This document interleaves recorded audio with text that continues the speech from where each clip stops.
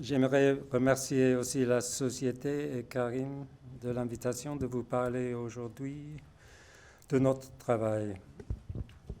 On ne présente pas souvent notre travail au public, mais nous apprécions la chance de nous découvrir ce que nous essayons de créer et d'approfondir nos créations. Je voudrais dédier cette présentation à Kevin Donaghy, la père de mon associé Marcus, qui est mort cette semaine. Il était un grand support de notre bureau. Il était tisserand de lin et de laine à Donegal, un homme qui connaissait le travail et la joie de créer et avait la sensibilité d'un poète.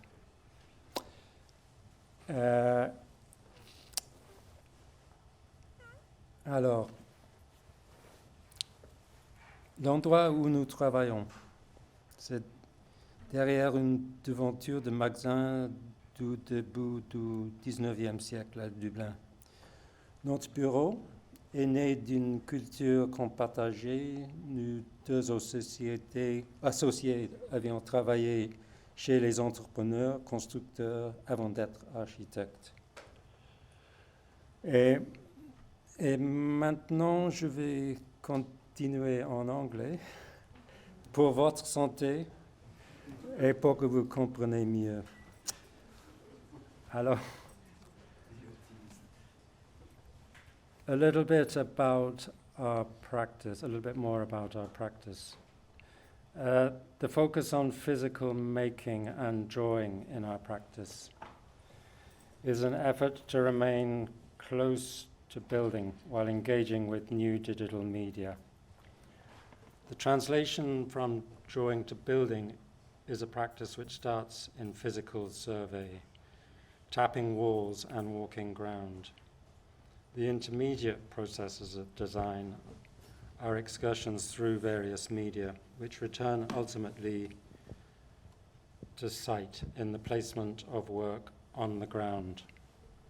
This founding a practice in craft is translated through drawings into other built projects, and we persist in drawing by hand and making physical models.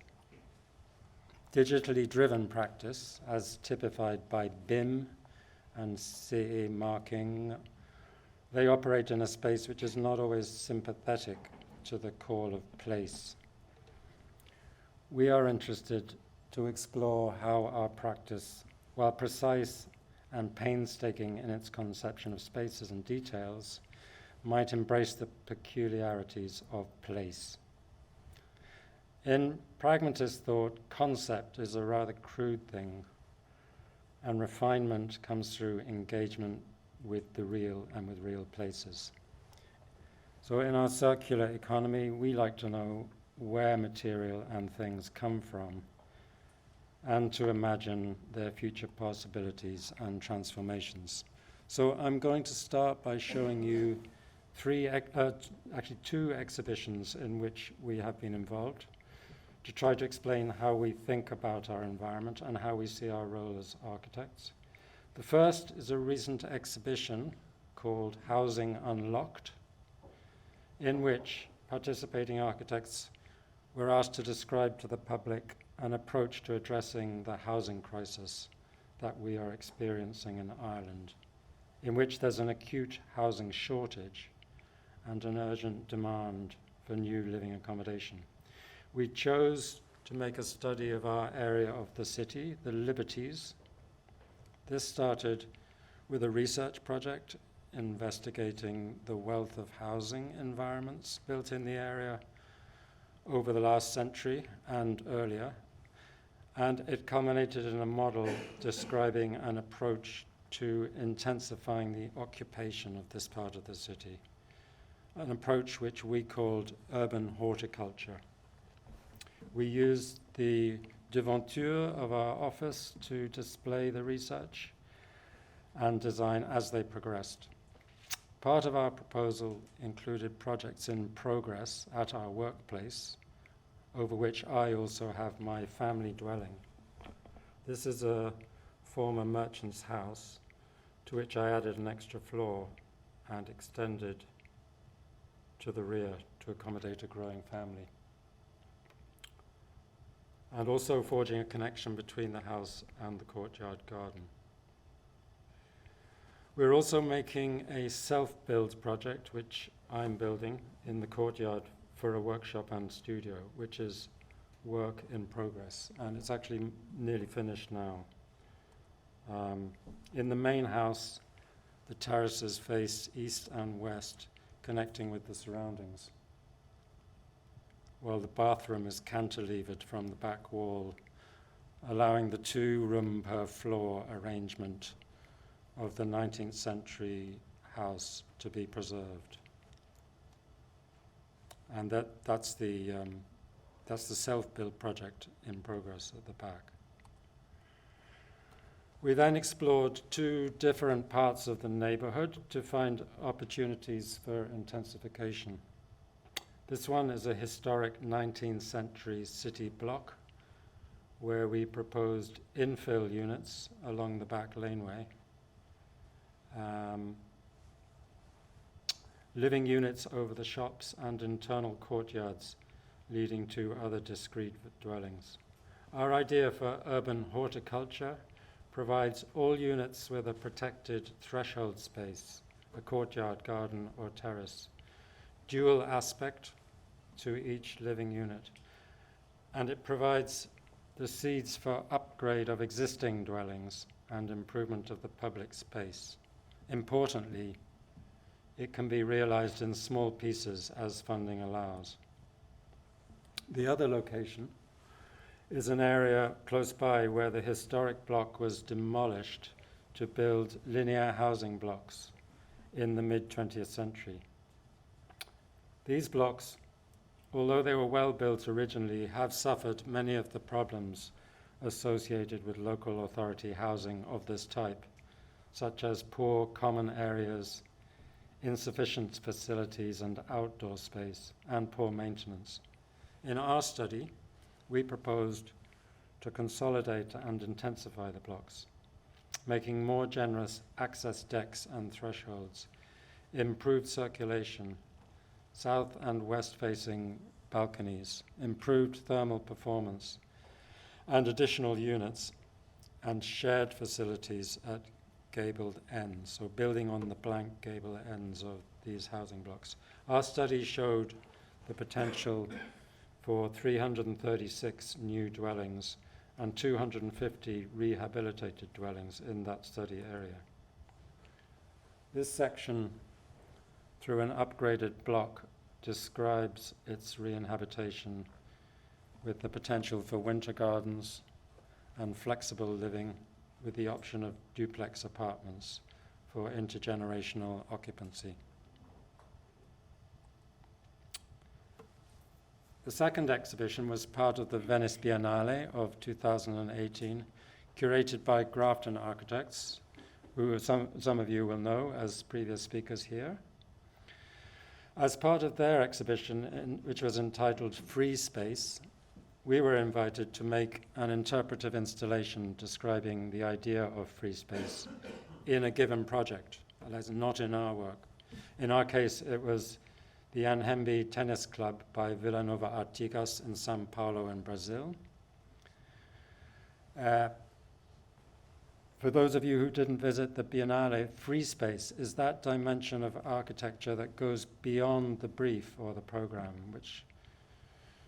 projects which give to the wider public and provide opportunities for use and enjoyment beyond those foreseen at the start. For our project, the challenge was the lack of published information on the building. Practically everything that was available to us is what's shown on this slide, including an enigmatic photo of the architect sitting in an armchair which bears a very close resemblance to the concrete pillars which comprise his building. The building is like a table.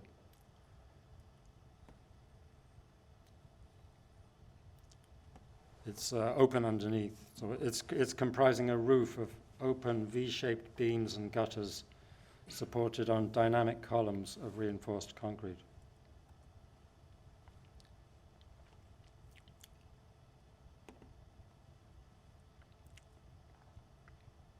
We started to make models of this structural column and beam arrangement and discovered it to be a porous sculptural element through which light, shade, air, rainwater, and space flowed, defying its weight. We made drawings of its controlling geometries, and we made a model using string from tennis rackets.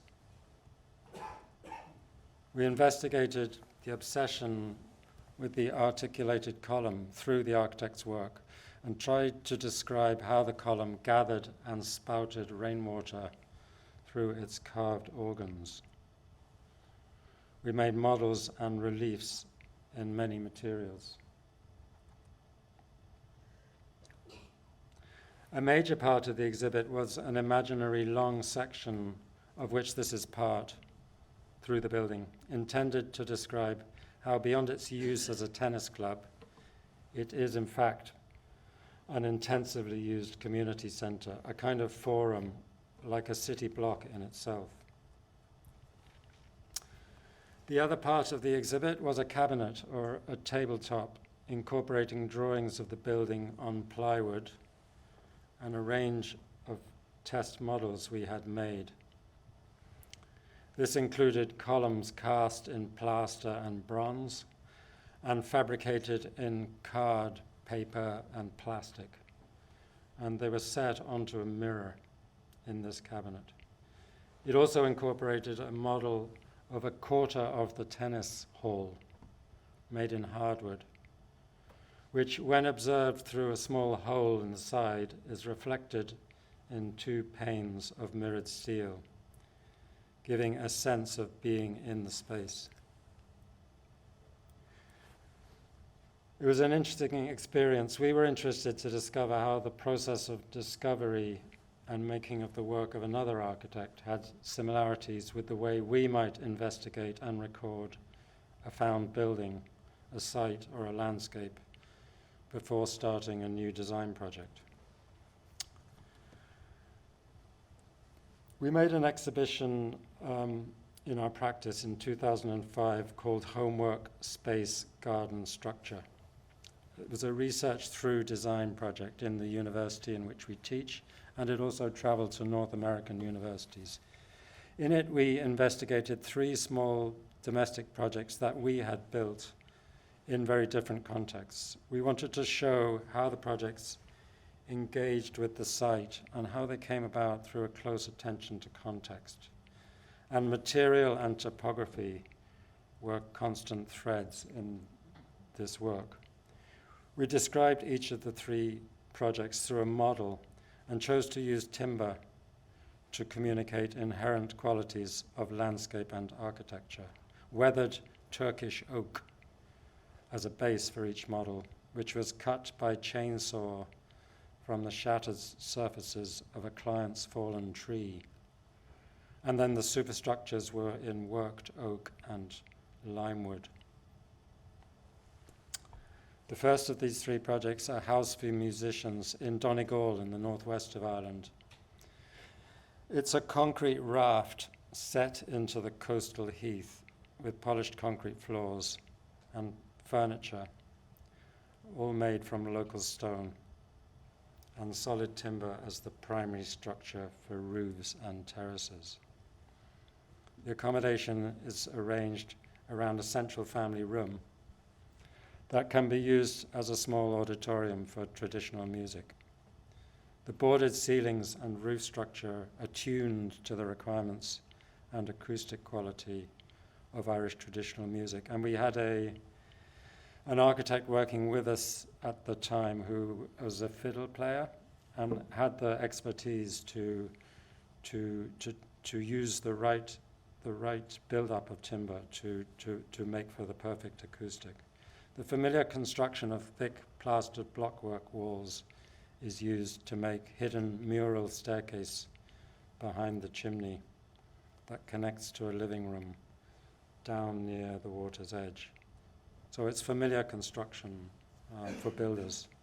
This house in the countryside is organized around terraced gardens that make a sheltered space behind the arms of living accommodation.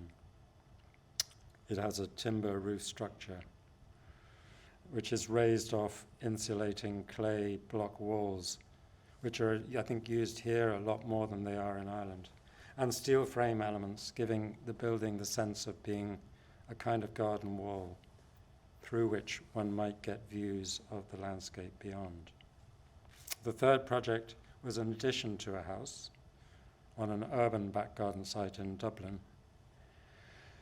We used red oak to represent new cast concrete walls in this model, with end grain for polished concrete floors and kitchen furniture, and making only structural shell in the model. Timber was used as secondary enclosures to the concrete linings and furniture in oak and plywood. 2009 was a very short, small exhibition called Slow Architecture, and it was a collaboration of artists and architects. And the exhibition traveled slowly on a canal barge across Ireland, through the center of Ireland on the canal, stopping at various places where there were talks or cultural events, visits from school classes. The exhibition explored motivations in the working of material and application according to different characteristics. We used a domestic project and made an analysis of its constituent parts, classifying materials according to age, provenance, processing, how much they had been worked, embodied energy, recyclability, etc., and illustrated this with material samples and drawings which were burnt into plywood to resist the humid environment on board the boat over several months. The subject of it was a project for an addition to a Victorian house, where we made an extension and a new garden building on the site of a pre-existing garage. The building has a base of glazed brick and windows and doors in oak and an insulated overcoat in staves of sweet chestnut. The clients had at the start of the project, had a sky blue Citroën DS in the garage, which they unfortunately had to sell to fund the building, but its memory is preserved for them in the color of the brick glaze. And it is actually amazing, the color and gloss of this building is exactly the same as that car. The cladding, that narrow dimension, 44 millimeters, which was sourced in Wales from coppiced thinnings. That's where a tree is pruned, and you harvest only the thin sections, so it's sustainable. It's finger jointed to provide narrow staves for rain screen. And that means that there's only a single fixing required at each support batten. And the board dimension allows corners, cappings, so edges and roofs, to have a consistent width all the same, which provides a kind of continuity. It is left untreated with flush detailing of window frames to provide for consistent weathering. So you will have seen that small residential projects have comprised a large part of our work over the years. This project involved the reuse of an 18th century terraced house in Dublin, which was an end of terrace, so it had a corner condition. And that meant there was no garden at ground level. You can see this advertising hoarding. It was derelict, or semi-derelict, and there was a burnt-out room in the derelict structure, which provided an opportunity to us to make outdoor space within the house. So it's left as an external roof garden. The window and hearth are recycled. Oak boards are used to weather and insulate the dividing wall and the external walls. So from the street now, you see through this window to the sky.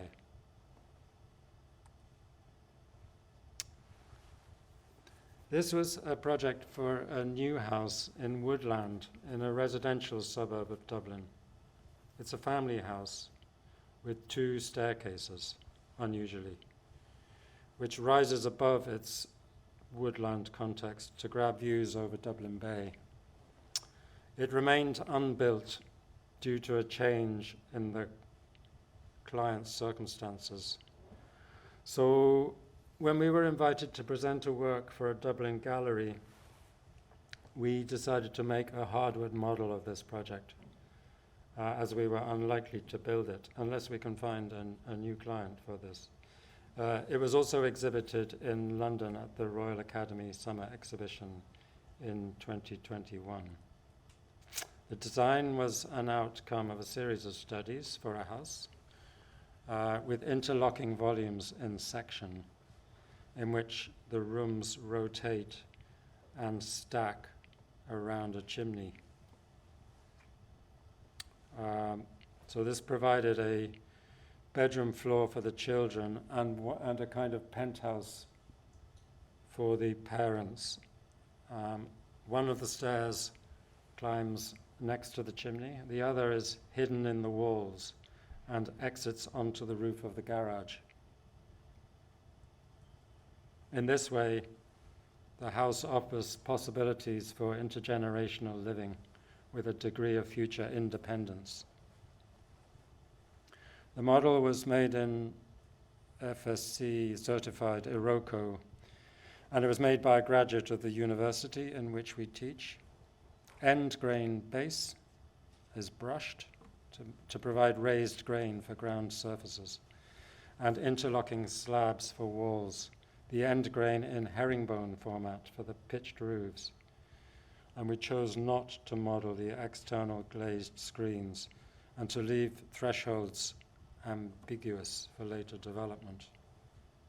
We always think it's when the process of making the model becomes interesting to think, okay, how would you then go about building this?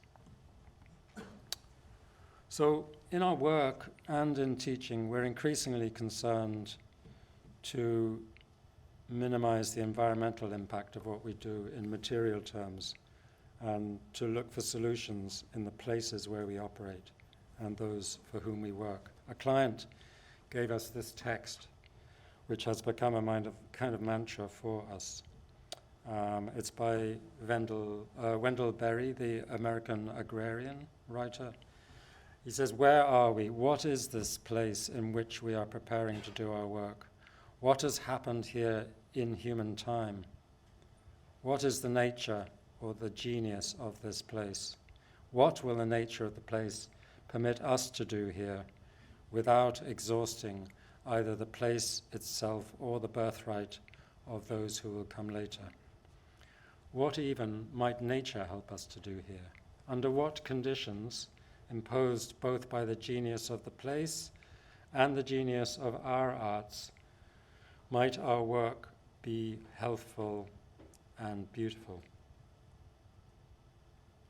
You've seen projects in urban and rural environments, but wherever we work, we try to take clues from the site. We're interested to read how the built world and the natural world register climate and prevailing conditions, and how they provide shelter and microclimates.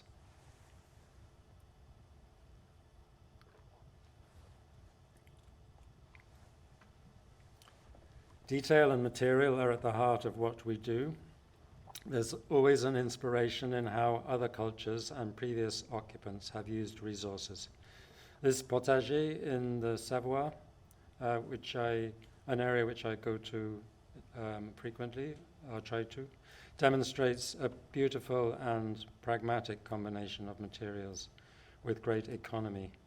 withstanding extreme changes in climate through the year.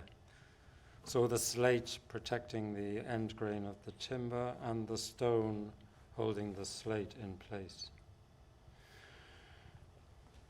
This project is situated in an extremely exposed coastal environment in northwest Ireland, a typical 3-roomed cottage with a small dairy and barn.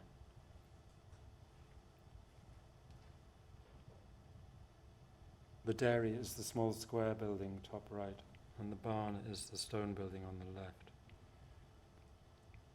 We were asked by clients who work in the film industry to rehabilitate this to provide increased living accommodation and greater levels of comfort in a house that would be unoccupied for a significant part of the year.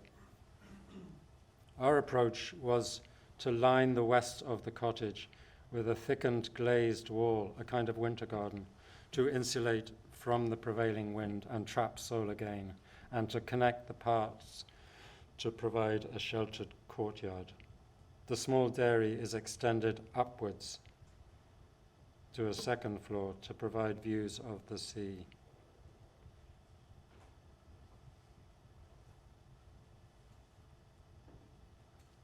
The roofs are carefully detailed to protect against violent winds and are arranged to collect rainwater for use in the gardens. Materials are chosen to weather naturally and to integrate the collection of buildings with the landscape. Joinery is carefully controlled to provide views, but also options for screening to offer a feeling of shelter and protection from the outside in this quite harsh environment. Internally, furniture is designed by us and incorporated into the architecture. This is this new lining to the west of the cottage.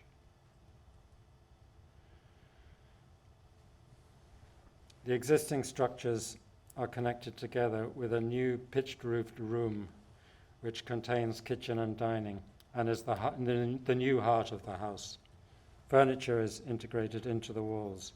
Seats are upholstered with woolen cloth woven in the nearby mill, which is run by the brother of my Société and formerly by his father.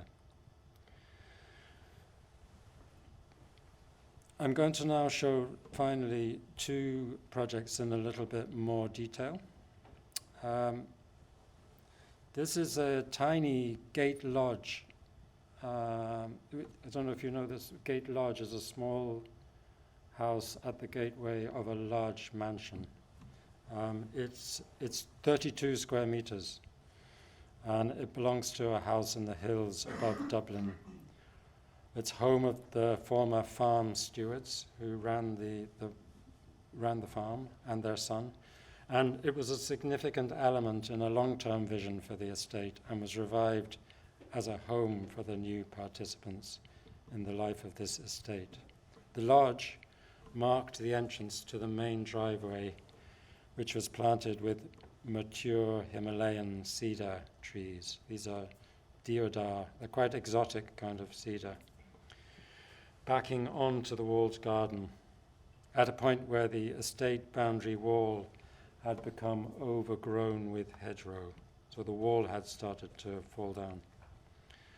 And this was the lodge as we found it, a symmetrical single-story pavilion with recessed pedimented front door. It's like a miniature fragment of the main house, and it seems to resist extension. The chimney stack is centered within the plan and occupies 4 of the 32 square meters. Not much left. And this is the avenue of Himalayan cedars leading to the large house. The new addition was to lie low behind the lodge, dug slightly into the ground, in order to slip beneath the eaves of the lodge. The new structure was to be a concrete raft with upstand walls, creating a dugout on which a timber frame would rest. And then there was a suite of rooms behind this wall and a private garden between this wall and the boundary estate. So we rebuilt this curving boundary wall. As works began, the client had a tree surgeon inspect the trees on the avenue, and there was suspected honey fungus. This is a disease. Several of the trees, nearly all the trees, were condemned, including the one behind which the addition was to extend. A disaster. The Ukrainian builder, meanwhile, had already started work and had formed a new wall. The client asked for the cedar to be used in the new construction. The pristine reflected ceiling plan we had drawn became the base for an overlay, and we're in a real hurry here. The builder is on site. Scheduling timber sizes on lengths in yellow and blue pencil. And if the roof timbers could be dried enough first for structure to be completed, then the timber for joinery could follow with further kiln drying. This is where you heat the timber to dry it. And the sawmiller would cut the planks, but he would not finish the timber. So we scheduled every piece of timber in the building. This man operates a mobile sawmill from a shed in the walled garden. The sawing, drying, and milling of the timber proceeded as a parallel contract, managed by us, the architects, and the builder built the material into the works, including the windows, fabricated by the joiner. This process, I suppose, based on trust and testing, the meeting of experience and experiment, rule of thumb, measured drawing, touch and senses in the making of the world.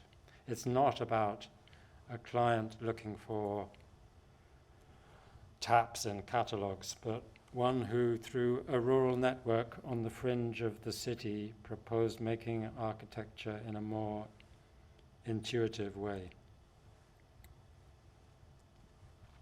And while the structure and the linings of the house were being cut from logs and planked, we set about designing and ordering fitted furniture, including plywood kitchen units with slate worktops, which were to be extracted from this cavernous slate quarry on Valentia Island in southwest Ireland.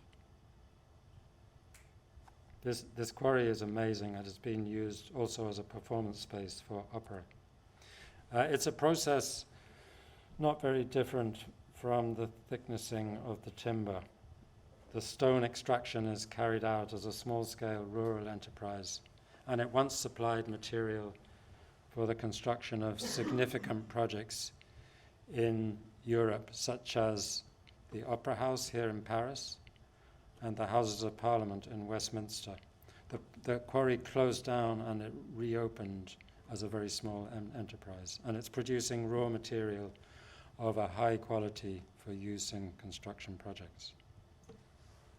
This is the joiner over the road from the house, having already repaired the old sash windows on the main house.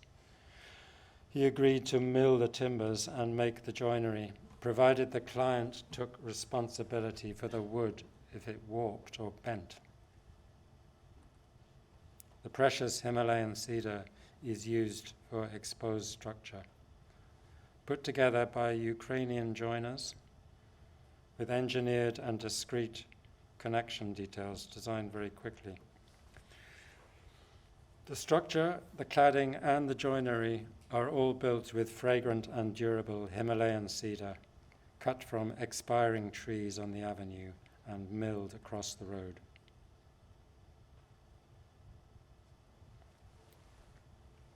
They're sheltered behind a new concrete wall of exposed granite sand aggregate.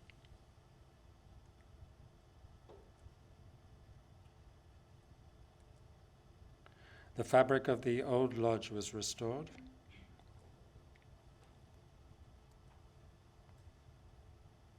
And there's a sense in which the added accommodation becomes a new garden wall. into which the everyday use of the building is pocketed.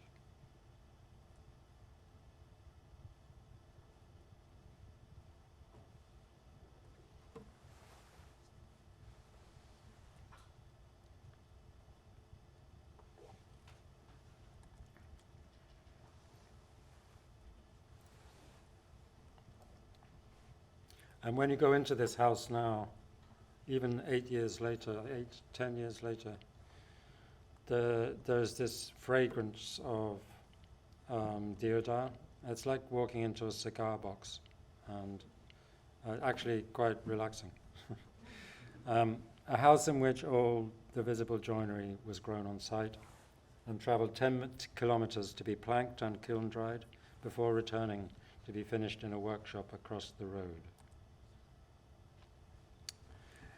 When we were drawing this gate lodge for publication, we realized how two projects with diverse programs and scales that we had been working on at the same time had common ideas on boundary and edge conditions, and both used timber as a significant structural or weathering material. The building on the right is in an urban context, but paradoxically, it is more open to its setting than the house. The larger scale project was a new building for a primary school, in which timber elements enclose a superstructure of classrooms raised above the boundary wall of the schoolyard. The context: it's a primary school built in 1853, and it was part of a new neighbourhood in Dublin, constructed to support the arrival of the railways in Ireland.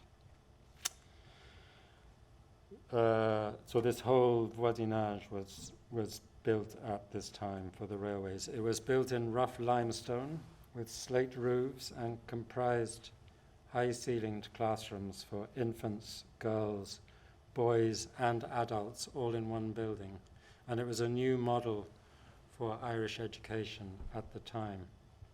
We're looking at the back of the old building here. The site is triangular. It's at the junction of roads, and it's bounded by a stone wall containing the school playground and some mature chestnut trees. Those little openings in the wall that you can see about a metre above ground level, that's the level of the schoolyard beyond. The railway works are nearby, and there are quite fine terraced houses, also built by the railways, with front and back gardens, built to house the workers, this new community. And some of the garden fences are still marked out with old railway sleepers, you know, the timbers that support the steel rail. We were asked to provide 6 new classrooms and some staff rooms, and also to investigate the possibility of making a new multi-purpose hall of 200 square meters.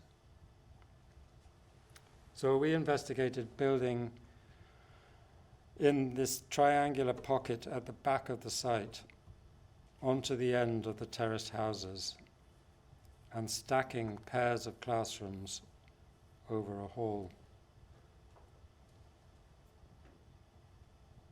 The classrooms could share a small resource room in between and could have an open aspect to the east into the tree canopy. The staff rooms would form a bookend to the terrace houses. The multipurpose hall could be cut into the ground to engage with a lower street level to the south. By pulling back the wall of the hall, we were able to reduce the footprint of the building and avoid the roots of the mature trees. At the same time, we make a covered access route into the site underneath the overhanging classrooms through a new entrance in the stone boundary wall. This was a sketch drawing at 1:50, I think. This 1:200 scale model represents a lower version of the project on 2 floors over the hall, 2 floors of 3 classrooms, after the planning authority required the building to be lower to reduce shadowing of the houses and gardens. The model also shows a section through the old building where we have made a new entrance hall in a former courtyard that became built with toilets. We cleared out those toilets. So we make a new hall there, which was not part of the brief, with roofs giving views up into the tree canopy. So the old and new buildings are now connected by a south and east-facing courtyard, which makes a new forecourt to the school for the community, because this hall is used by the community as well as the school. We realized that the trees provided an amazing opportunity to make classrooms that would have a very high degree of openness to the outside.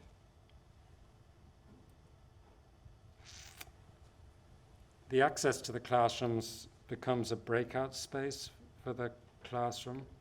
That's this corridor on the left, by pushing the windows beyond the line of the structural columns and making a long bench. There's a zone of toilets and services, which provides a threshold and shop window to each classroom.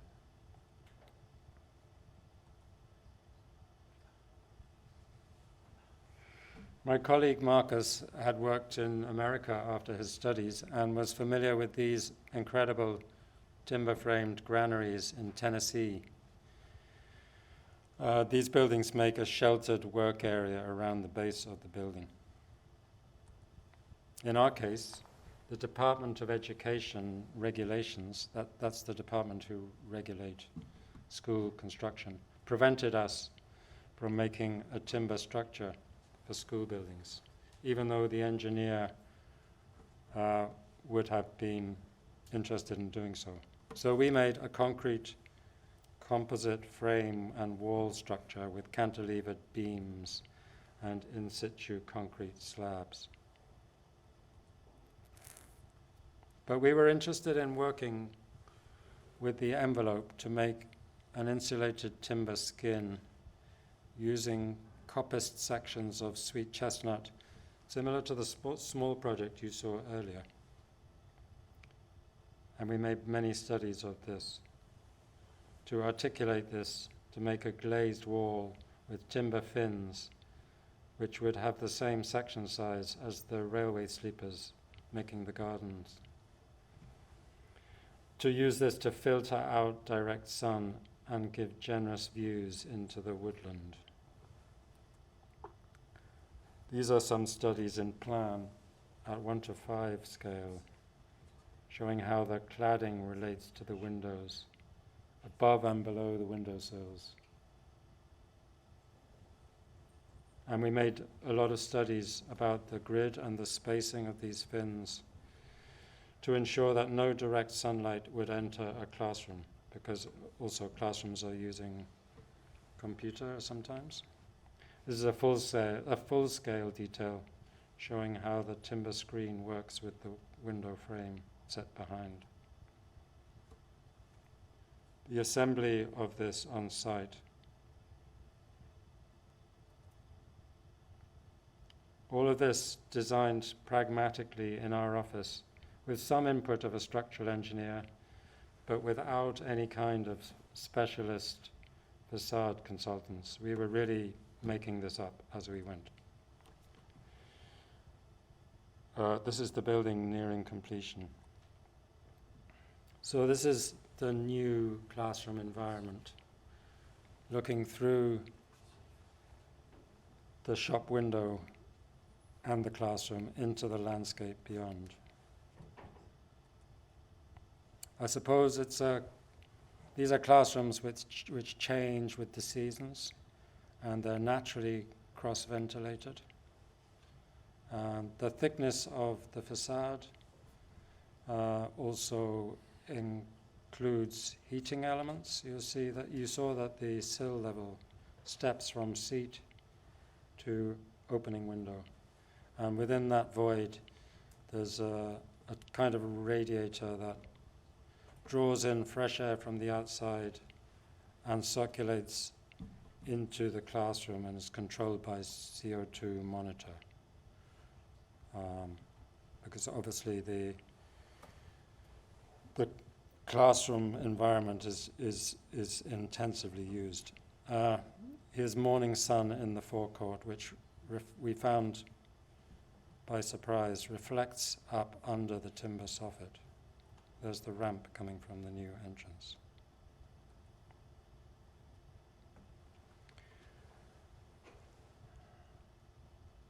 The new entrance gate.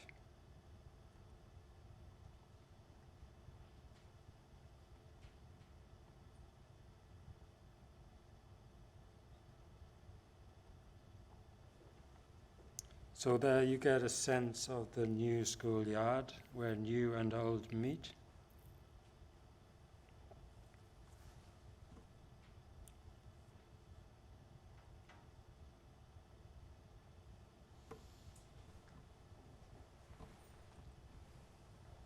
That's the entrance into the old building, and only an open canopy connecting.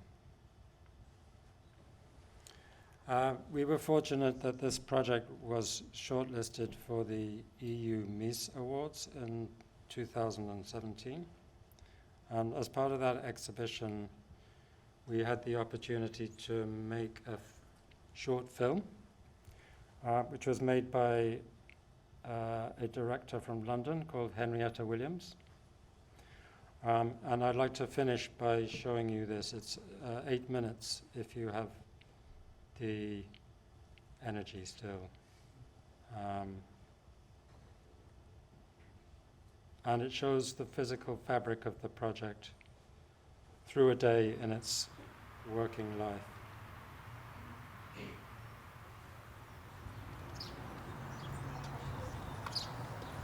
Morning, Jane.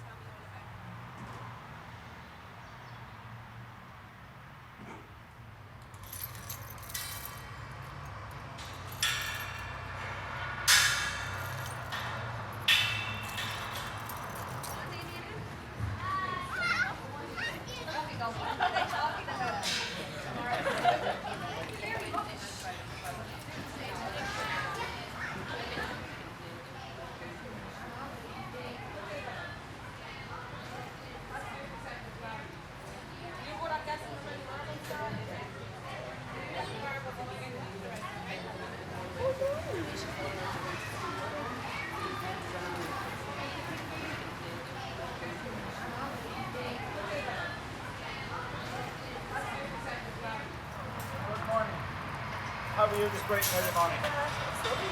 Right there, isn't it?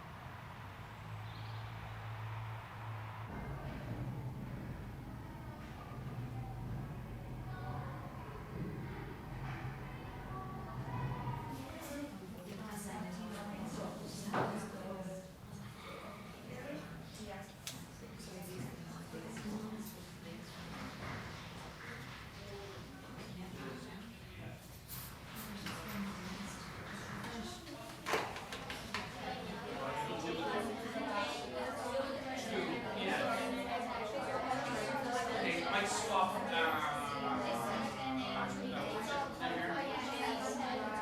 Matthew, do you want to swap there with Leon? Leon, swap over there. Have a look at the folks there.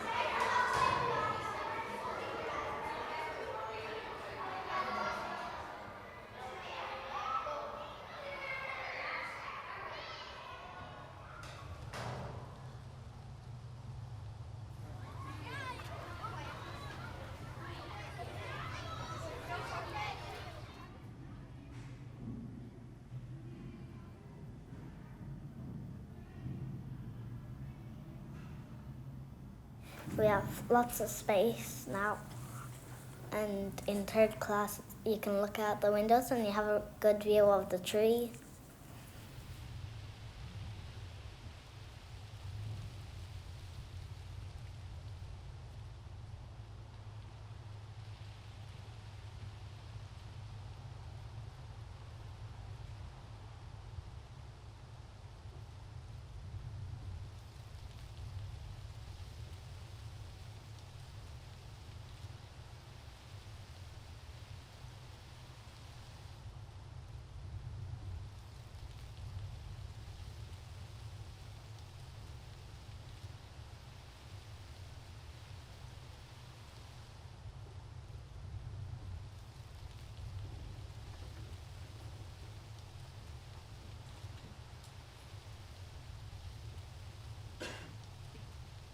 Je vous remercie pour votre attention.